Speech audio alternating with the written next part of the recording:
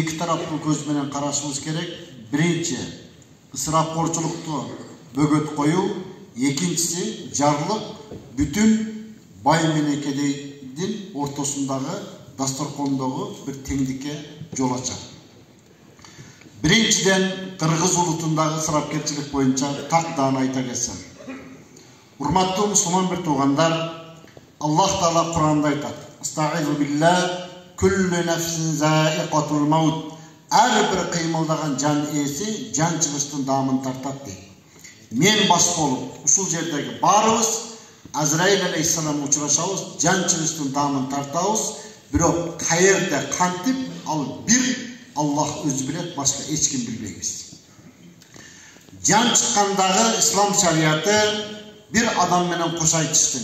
Адам атаң болсун, апаң болсун, аваларың болсун, bir туугандарың болсун, узатуу тартиби кандай болуш керек дегенде, адам бул күнөө менен кош айтышканда, ошол вали деп коет, сөөктүн ээлери. Маселен, агасы, аталары, авалары, bir туугандары эч кандай сарп каражат кылбастан эмне кылыш керек дегенде, маркумду өтө тездик менен мүрзөгө узатышка шарият ушул жерде жолдомо көрсөтөт. Бул нерсе биз Кыргызстан өлкөсүндө көп улуттуу өлкөбүз, айрыкча түштүк жаатта, Ош облусунда, Жалал-Абад облусунда, Баткен облусунда өзбек улуту менен биз жердеш жана bir dinde жолубуз bir, карманган динибиз bir, каада салтыбыз bir улутпуз. Бирок өзбек улутуна келгенде, ушул жерге келгенде 100% шариятты аткарып, өлүк өлгөн күнү маркумду узатууда bir даам татпастан жана маркумду кармабастан өзбек улуту узатат. Бунун үлгү катары ар бир улут ушул жерден өрнөк алса болот. Эми кыргыз улутуна келе турган болсок, бул маселе кайерден келип чыкты? Bir кыргыз улуту бул дүнө менен кош айтыша турган болсо, албетте ошол кыргыз менен bir айван кошуп өлүш керек. Эмне үчүн дегенде, бул нерсе мурунку кыргыз улуту тоо ташта жашап, техниканын жоктугуна байланыштуу акыркы сапарга узатуу аземине келгенде, кыргыз улуту ошол жерде коноктоп, ушул нерсе барып бактап шактап, акыры келип туруп, бул той марасимге чоң ысырапкорчулукка жол ачты. Бүгүнкү күндө 21-кылымда жолдор түптөлүп, көпүрөлөр курулуп, техника жетишип, үйдө туруп, чет өлкө менен сүйлөшүп, бүтүн 21-кылымда техника өнүккөн мезгилде, урматтуу мусулман бир туугандар, ар бир инсан шариятка моюнсунуп, ысырапкерчиликке жол бербөө, ар бириңиздердин жүрөгүңүздөрдө орун алса, жана Аллахтан коркуп, узатуу азем шариятка дал келсе, жараткан да разы болот, эл да разы болот. Ошону менен биргеликте узатуу аземинде эч кимге биз зулумдагы кылбаган адамдардын катарынан кошулабыз.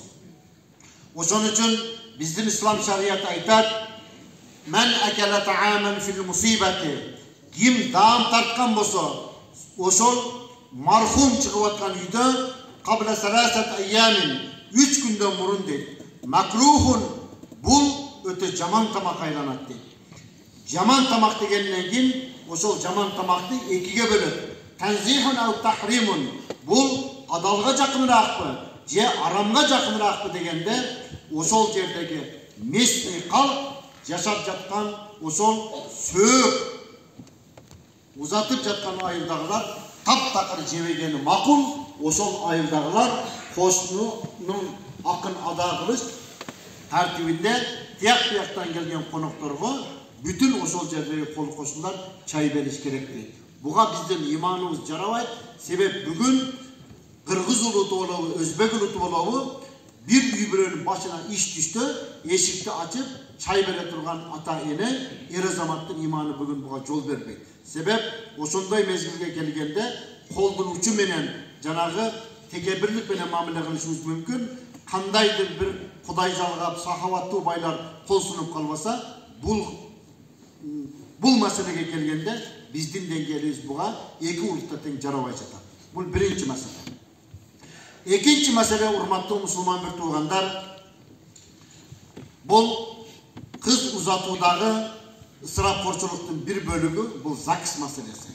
Ошол жерге ЗАГСка чыкканда катар машиналар менен ресторандарда ойноп, дасторкон жайып, ошол жердеги ысырапкорчулуктун бардыгын биздин ата-бабадан калган каада салттагы, менталитеттагы, кала берсе шарияттагы барысын четке кагат. Андай кылып сиздер баш кошпогула, ысырапкорчулук менен ак батанын артында жакшылык болбой калат. Ошон үчүн ак бата бергенден кийин дасторкон телегей тегиз болуп жайылса, узатып жаткан кызды дейт, жана ошондой татынакай кылып кондурганда ак бата менен татынакай дасторкон менен тосуп алсаңар, ушул өзү жетиштүү дейт.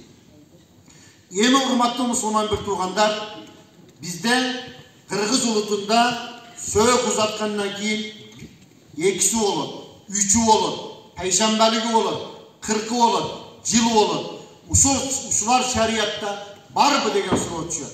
Шариятта бири да жок, 2 да жок, 3 да жок, пайшамбалыгы да жок, 40 да жок, жана жылдыгы да жок. Буларды таптакыр кылбаш керек. Эми болуптур, сөök өттү, сөök коюлду, анда кандай кылыш керек дегенде, урматтуу мусулман бир туугандар, 3 күндөн кийин колуңуздан келишинче бирок дасторкон жайсаңыз мүмкүн. Бирок аша чаппастан ошол жердеги элдин абалына жараша дейт. 3 күндөн кийин. Ал эми көк көйнөк кийгендерге шарият тыюу салат. Бул эч качан шариятта дагы, каада салтта дагы, улуттук баалуулукта дагы жок нерсе. Ошон үчүн мархум чыккан жерде көк кийүүнү токтотуу бул эң бир зарыл маселелердин бири. Ысырапкорчулуктун негизги башаты ошол жердеги келин куда сөөгдөр арасындагы чыр-чатактын баарысы ушул жерден башталат. Эмне үчүн апаң алып келип кийиндирбеди, эмне үчүн салып коюп дейт. Ошон үчүн иштин негизги башталыш башаты жаман болгондон кийин мамиленин сууктугуна кала берсе, эки жаштын ажырашуусуна дагы ушул окшогон жолдор алып барат. Ал эми жылы болгондон кийин ак кийдиси бар.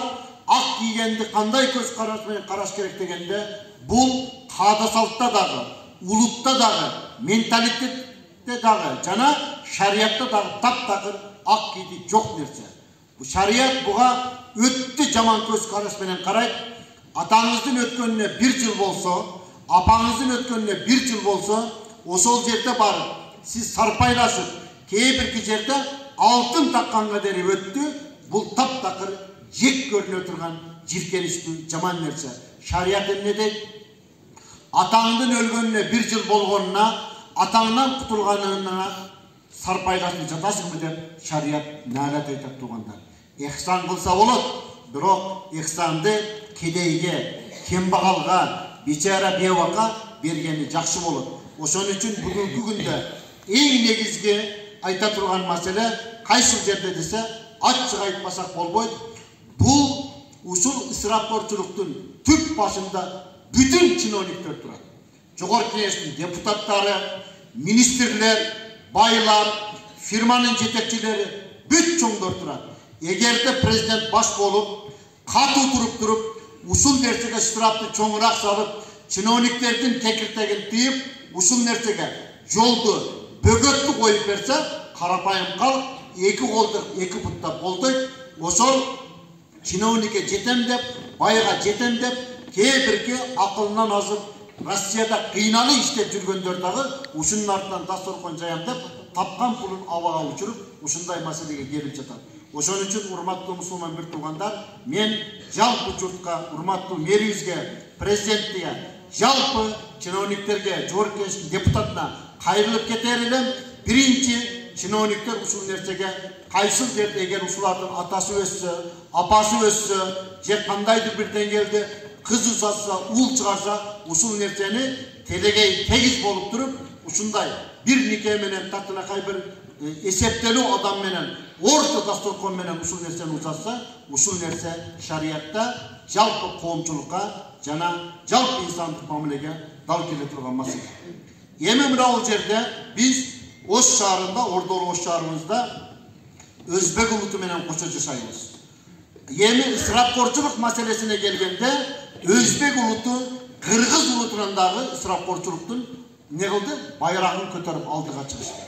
Бул кайсы маселеден келип чыгат десе, биринчиси өзбек улутунун кыздары бүтүн дүйнө кыздарына салыштырмалуу сулуулук жаатында, бала төрөш жаатында, үйдү кураш жаатында ар кандай улуттун кызынан өтсө өтөт, кем балбаган улуттун кызы, мусулман катары. Бирок өзбек улутунун кызын узатканда кыздын артынан тамак апаруу деген бул өзбек улутунун менталитетиндеги, каада салтында дагы жок нерсе. Каяктан келип чыгып калсаң, бул нерсеге шарият бул тамактан жебегиле кыз баланы бергенден кийин дейт, кыз баланын артынан кыз баланын ата теги, агайынылары тамакташууга шарият тыюу салат. Жана шарият ошол тамакты жеген адамдарга наалат айтат тугандар. Ошон үчүн мен сиздерден биринчи урматтуу ушул жерде отурган жалпы өзбек улутуна кайрылам. Бул нерсе менен мен 10 жылдан бери күрөшүп келе жатам.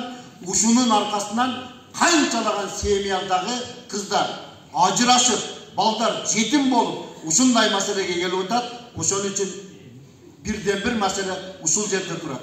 Экинчи маселе ошол өзбек улутундагы пататой.